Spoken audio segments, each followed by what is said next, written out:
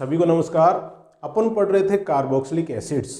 पिछले वीडियोस तक अपन कार्बोक्सिलिक एसिड्स के nomenclature, synthesis of carboxylic acids और physical properties of carboxylic acids detail में पढ़ चुके हैं। आज से अपन शुरू करेंगे chemical properties of carboxylic acids. Carboxylic acids के रासायनिक गुण, मतलब कार्बोक्सिलिक अम्ल जो विभिन्न प्रकार की अभिक्रियाएं दर्शाते हैं, वो अपन इस वीडियो में शुरू करेंगे, पढ़ना शुरू करते हैं। तो देखिए, कार्बोक्सिलिक एसिड हैं, उनकी रासायनिक अभिक्रियाओं को अपन कई भागों में बांटते हैं। कौन कौन से भाग हैं अपन जानते हैं। देखिए, कार्बोक्सिलिक एसिड के दो भाग हैं, एक है ये एल्किल समूह और एक है ये कार्बोक्सिलिक अम्ल समूह। तो पहले प्रकार की जो अभिक्रियाएं हैं वो क्या हैं?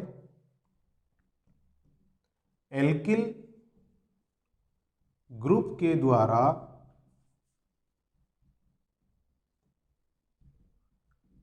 दर्शाई जाने वाली अभिक्रियाएं।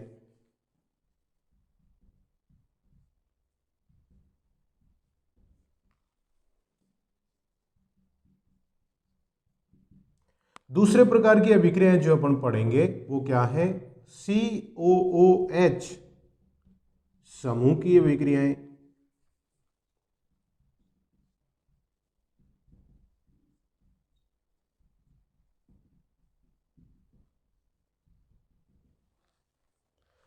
एल्किल समूह की अभिक्रियाएं पहले प्रकार की अभिक्रिया अपन ने देखी। दूसरे प्रकार की COOH समूह की अभिक्रियाएं। अब COOH समूह की जो अभिक्रियाएं हैं उनको भी अपन कई भागों में बांटते हैं। सबसे पहली संपूर्ण COOH की अभिक्रियाएं।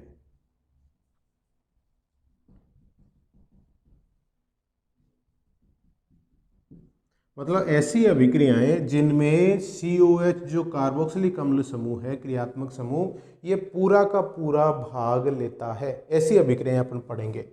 दूसरी प्रकार की अभिक्रियाएं देखिए, COOH समूह में ये जो कार्बन और OH समूह है, इसके मध्य जो ये बंध है, इस बंध के विदलन वाली अभिक्रियाएं। विदलन मतलब क्लीवेज, ये बंध टूटेगा, ऐसी अभिक्रियाएं अपन पढ़ेंगे। विदलन वाली अभिक्रियाएं।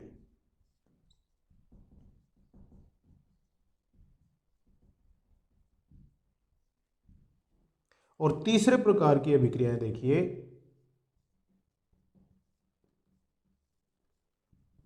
COOH समूह में ऑक्सीजन और हाइड्रोजन के मध्य जो बंध है, ये वाला, इस बंध के विदलन वाली अभिक्रियाएं।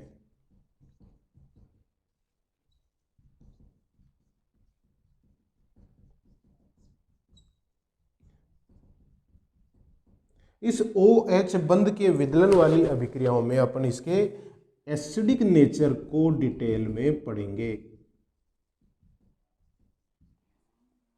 तो देखिए, कार्बोक्सिलिक अम्ल की अभिक्रियाओं को अपन ने इतने भागों में बांटा, मोटे मोटे तौर पर दो भागों में, एल्किल समूह की अभिक्रियाएं, COOH समूह की अभिक्रियाएं। और जो COOH समूह की अभिक्रियाएं हैं उनको फिर अपन ने तीन भागों में बांटा। ऐसी अभिक्रियाएं जिसमें ये पूरा समूह भाग ले रहा है, COH। दूसरे प्रकार की ऐसी अभिक्रियाएं जिसमें कार्बन और OH के ऑक्सीजन के मध्य जो बंध है उसके विदलन वाली अभिक्रियाएं हैं। और तीसरे प्रकार की अभिक्रियाएं जिसमें COOH समूह है, उसमें ऑक्सीजन और हाइड्रोजन के मध्य जो बंध है उसके विदलन, उसके क्लीवेज वाली अभिक्रियाएं अपन पढ़ेंगे, जिसमें अपन डिटेल में पढ़ेंगे कि कार्बोक्सिलिक अम्ल की अम्लीय प्रकृति होती है, क्यों होती है, इसकी तुलना भी अपन करेंगे अल्कोहल और फिनॉल के साथ में, और उस पर अम्लीय प्रकृति पर किन किन प्रतिस्थापियों का प्रभाव कैसे पड़ता है वो भी अपन डिटेल में पढ़ेंगे। तो देखिए, एक एक करके अपन इन अभिक्रियाओं को पढ़ते हैं। सबसे पहले एल्किल समूह के द्वारा दर्शाई जाने वाली अभिक्रियाओं को अपन देखते हैं।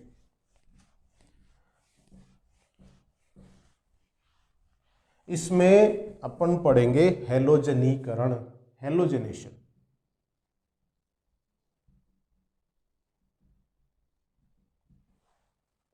एल्किल समूह वाली अभिक्रियाओं में अपन पढ़ेंगे हैलोजनीकरण, मतलब हैलोजनेशन।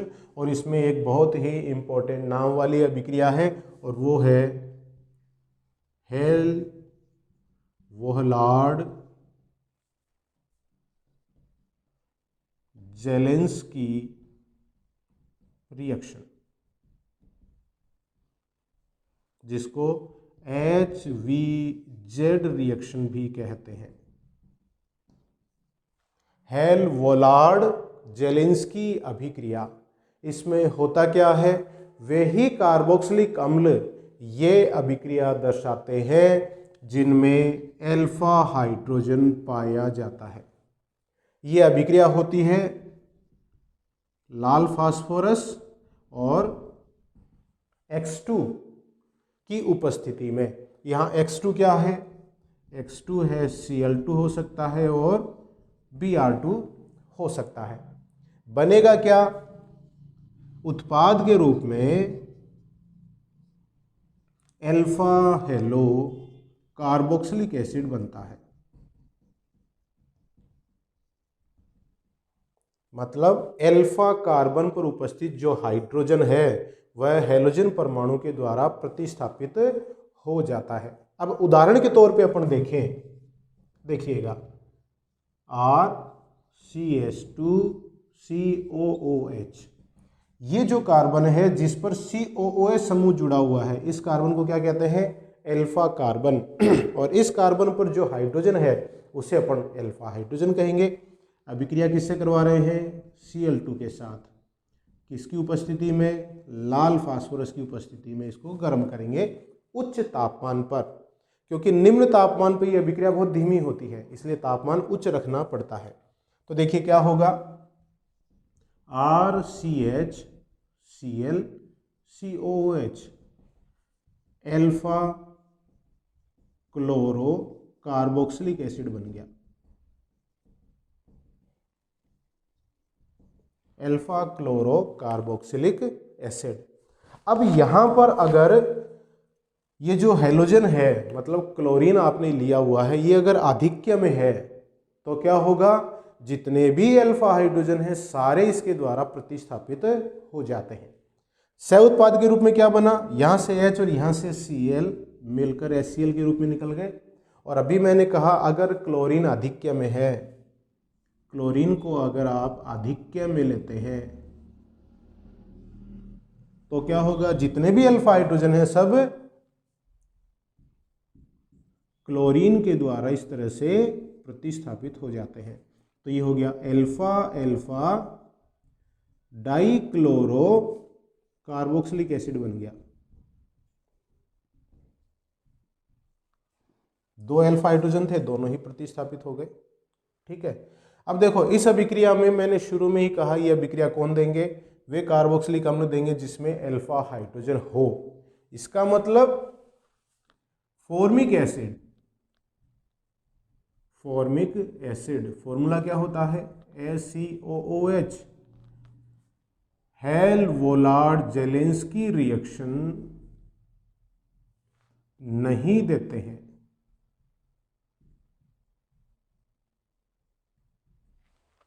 क्यों नहीं देते, क्योंकि इसमें अल्फा कार्बन ही नहीं है। अल्फा कार्बन नहीं है तो अल्फा हाइड्रोजन होने का मतलब ही नहीं है। तो फॉर्मिक अम्ल, जिसको अपन मेथेनोइक अम्ल भी कह सकते हैं, ये हेल वोलार्ड जेलेंस्की अभिक्रिया नहीं देते हैं। तो कौन अभिक्रिया देते हैं, कौन अभिक्रिया नहीं देते हैं, अभिक्रिया में क्या होता है, ये किसी भी अभिक्रिया के लिए बहुत महत्वपूर्ण जानकारियां होती हैं। तो ये आपको पता होना चाहिए कि कौन तो अभिक्रिया देगा और कौन अभिक्रिया नहीं देगा। तो ये अभिक्रियाएं थी एल्किल समूह के द्वारा दर्शाई जाने वाली अभिक्रियाएं।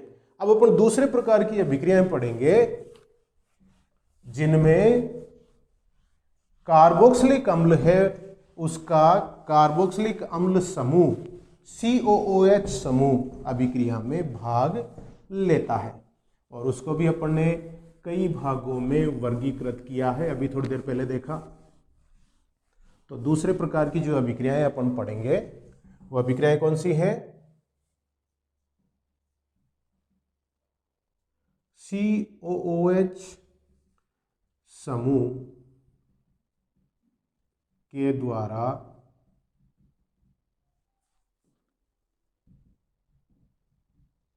दर्शाई जाने वाली अभिक्रियाएं।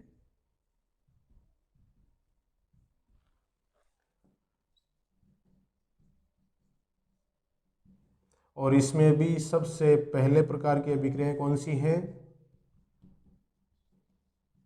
संपूर्ण COOH की अभिक्रियाएं।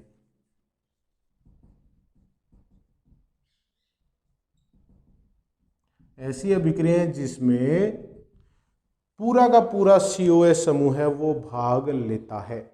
अब देखिए इसमें भी कई प्रकार की अभिक्रियाएं हैं, तो इसमें मैं फर्स्ट ले लेता हूं अपचयन, मतलब रिडक्शन।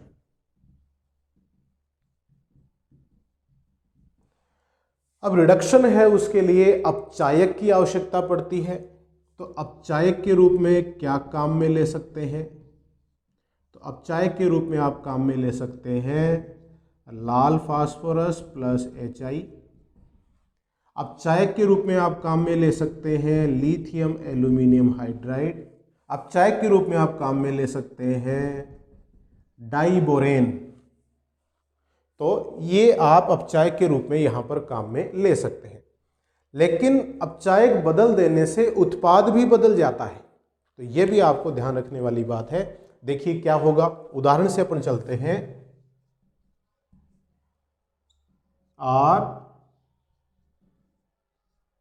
ये कोई कार्बोक्सिलिक एसिड है,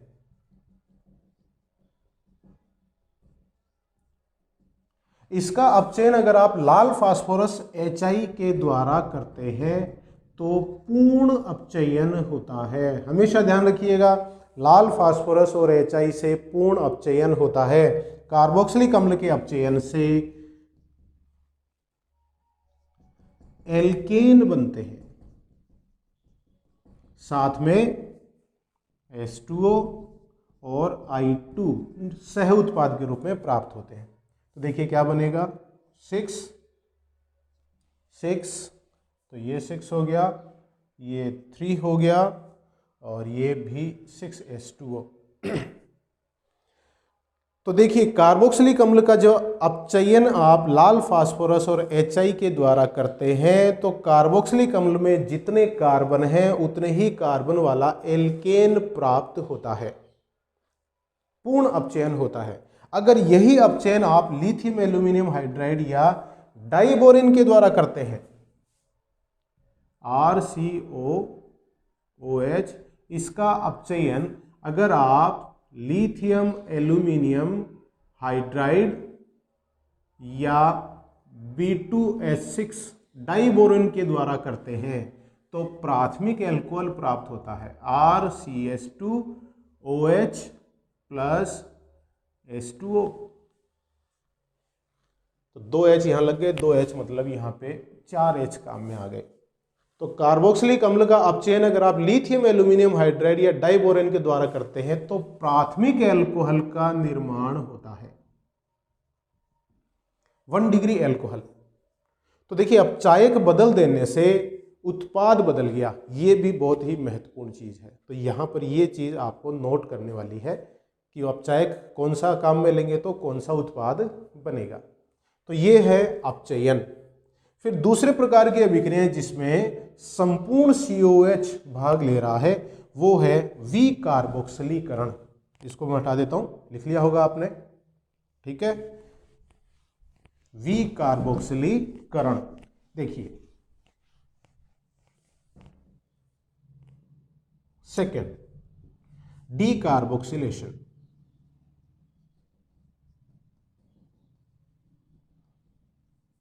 मतलब विकार्बोक्सिलीकरण।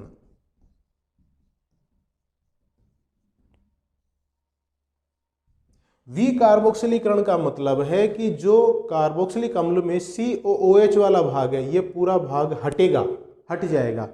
और ये हट जाएगा इसका मतलब ये कार्बन भी हटेगा, और क्या होगा उससे, जो भी उत्पाद बनेगा उसमें कार्बनों की संख्या है वो कार्बोक्सिलिक अम्ल से कम हो जाती है, ठीक है। तो ये विकार्बोक्सिलीकरण मतलब ये पूरा का पूरा समूह इसमें हटता है।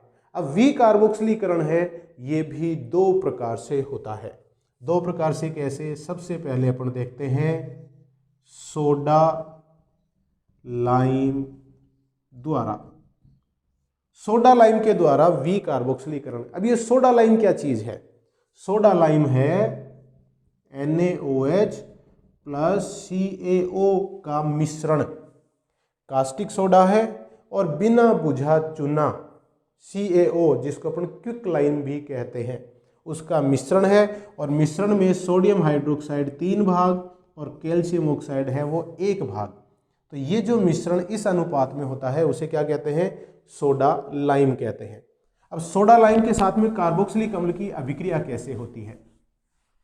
तो कार्बोक्सिलिक अम्ल के सोडियम लवण को सोडा लाइम के साथ गर्म करें तो देखिएगा क्या बता रहा हूं मैं।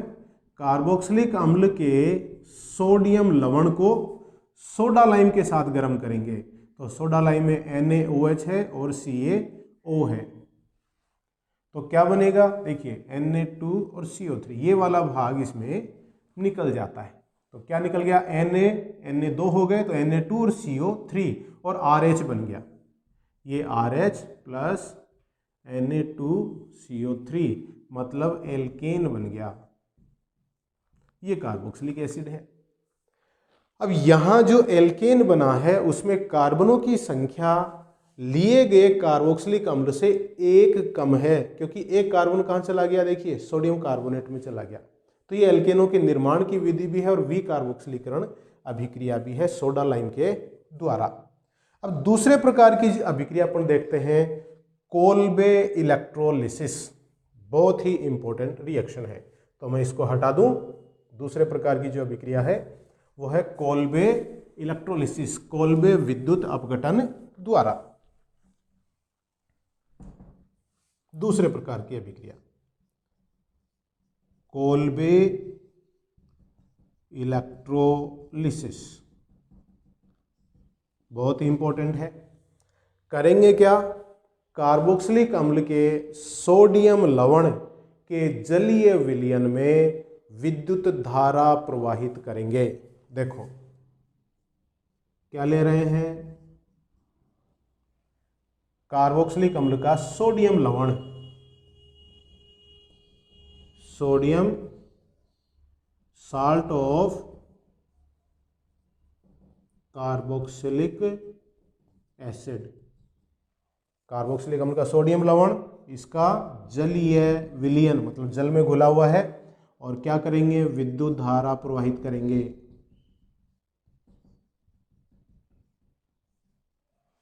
तो क्या होगा? एल्केन प्राप्त होगा।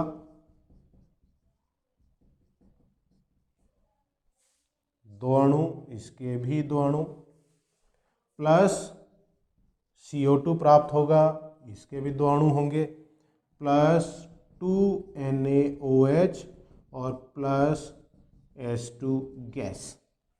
ये उत्पाद बनते हैं।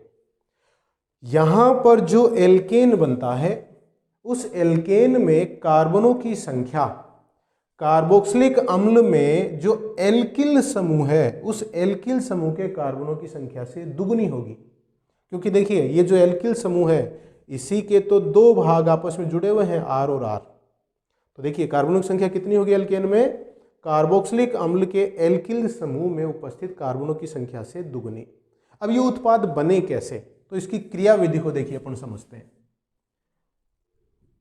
क्रिया विधि मतलब मैकेनिज्म की बात कर रहे हैं अपन, मैकेनिज्म। तो इस अभिक्रिया का जो मैकेनिज्म है वो मुक्त मूलक क्रिया विधि होती है। मतलब मुक्त मूलक इसमें मध्यवर्ती बनते हैं, उसके द्वारा ही उत्पाद का निर्माण होता है। फ्री रेडिकल मैकेनिज्म है ये। तो कार्बोक्सिलिक अम्ल वास्तव में किस रूप में है? कार्बोक्सिलिक अम्ल सोडियम लवण के रूप में है, जिसमें कार्बोक्सिलेट आयन तो ऋणायन के रूप में है और सोडियम प्लस है वो धनायन के रूप में है। जब विद्युत धारा प्रवाहित करेंगे तो एनोड पर अपन ने जब विद्युत रसायन वाला चैप्टर पढ़ा था तो उसमें अपन ने देखा विद्युत अपघटन हो चाहे विद्युत रासायनिक अभिक्रियाएं हो, एनोड पर हमेशा कौन सी अभिक्रियाएं संपन्न होती हैं? ऑक्सीडेशन होता है, ऑक्सीकरण होता है। तो एनोड पर क्या होगा, ऋण आयन जाएंगे क्योंकि एनोड धनावेशित होता है। तो R C double bond O minus का क्या होगा, इस तरह के ये दो ऋण आयन जाएंगे, R C double bond O मुक्त मूलक और दो इलेक्ट्रॉन निकल गए इसमें से। तो ऋण आयन में से इलेक्ट्रॉन निकल गया तो मुक्त मूलक बन गया। R C double bond O, ये मुक्त मूलक दो है। तो इसमें देखिए दो एल्किल मुक्त मूलक बन गए और दो CO2 निकल गए, ये वाले निकल गए, और एल्किल समूह है वो अलग हो गया। तो CO2 के रूप में जो गैस निकली वो कहाँ निकली, एनोड पर, और एल्किल मुक्त मूलक बन गए। ये दोनों एल्किल मुक्त मूलक आपस में जुड़कर एल्केन बना लेते हैं। तो एल्केन कहाँ मिला अपने को, एनोड पर मिला। एनोड पर कौन सी गैस निकली, कार्बन डाइऑक्साइड गैस निकली। ये बात भी आपको ध्यान होनी चाहिए। अब कैथोड पर, कैथोड पर क्या होता है, हमेशा रिडक्शन होता है, अपचयन होता है। ऐसा अपन पहले विद्युत रसायन वाले चैप्टर में डिटेल में पढ़ चुके हैं। अब कैथोड पर देखिए क्या होगा। कैथोड पर दो चीजें हैं, या तो सोडियम प्लस जाए, या इसका जो जलीय विलयन है, अपने जलीय विलयन लिया है ना, जल से भी अब क्या मिला आपको, H+ और OH- मिला। तो देखिए जल है उससे क्या मिला आपको, H+ और OH-। तो कैथोड पर सोडियम प्लस जाए कि H+ जाए, H+ छोटा है, उसका वेग ज्यादा है, तो H+ का अपचयन होगा, 2H+ उसका अपचयन होगा और हाइड्रोजन गैस प्राप्त होती है। तो कैथोड पर हाइड्रोजन गैस प्राप्त हो रही है, एनोड पर एल्केन और कार्बन डाइऑक्साइड गैस प्राप्त हो रही है। अब विलयन में क्या बच गया, सोडियम आयन बच गया और OH- बच गया। तो विलयन में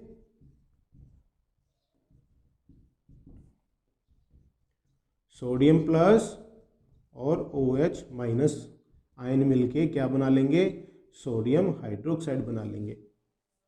तो ये है कोल्बे विद्युत अपघटन, जिसमें एनोड पर एल्केन मिलता है, कार्बन डाइऑक्साइड गैस मिलती है, कैथोड पर हाइड्रोजन गैस बनती है या मिलती है, और विलयन में सोडियम हाइड्रोक्साइड बनता है। मैकेनिज्म आपको पूरा ध्यान होना चाहिए। तो ये दो प्रकार की अभिक्रियाएं हो गई, डी कार्बोक्सिलेशन, वी कार्बोक्सिलीकरण। अब तीसरे प्रकार की अभिक्रियाएं देखिए, श्मिट रिएक्शन। श्मिट रिएक्शन देख रहे हैं अपन।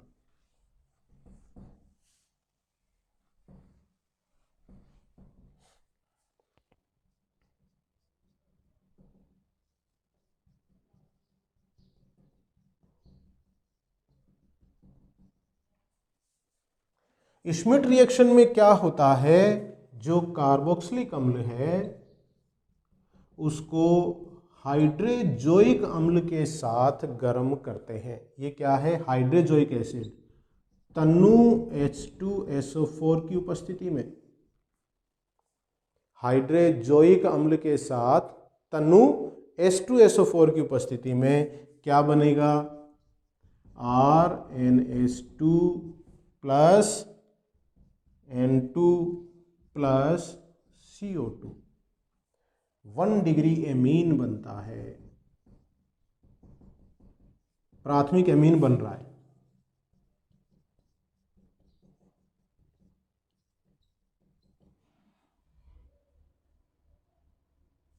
ये क्या कहलाता है, हाइड्रोजोइक एसिड। हाइड्रोजोइक अम्ल के साथ इसको गर्म करेंगे, कार्बोक्सिलिक अम्ल को, तन्नु H2SO4 की उपस्थिति में, तो क्या बनेगा, 1 डिग्री एमीन का निर्माण होता है, साथ में N2 और CO2 गैस निकलती है। तो ये एक प्रकार की, ये भी डीकार्बोक्सिलेशन ही है, विकार्बोक्सिलीकरण अभिक्रियाएं ही है ये भी। तो ये देखिए अपन ने दो प्रकार की अभिक्रियाएं पढ़ ली, एल्किल समूह की अभिक्रिया पढ़ ली, और COOH समूह में ऐसी अभिक्रियाएं पढ़ ली जिसमें संपूर्ण COH भाग ले रहा है। नेक्स्ट वीडियो में अपन देखेंगे कार्बन और OH के मध्य बंध वाली विदलन वाली अभिक्रियाएं, और ऑक्सीजन और हाइड्रोजन के मध्य बंध के विदलन वाली अभिक्रियाएं। तो तब तक के लिए आप स्वस्थ रहिए, खुश रहिए, परिवारजनों का ध्यान रखिए। मेरे वीडियोस देखते रहिए। बहुत बहुत धन्यवाद।